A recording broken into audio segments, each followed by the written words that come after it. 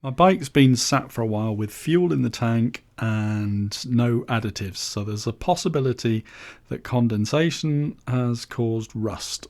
So let's have a look. That all looks pretty clean. This is not the easiest device control. This is not Hollywood with some CIA agent using one of those cameras that they can maneuver. Okay, we can see a bit of fuel in the bottom there. Hasn't got anything obvious floating in it.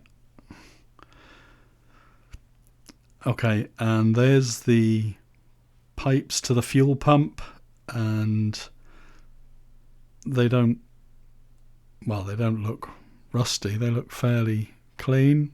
But like I say, it's difficult to maneuver. There you go. They look clean.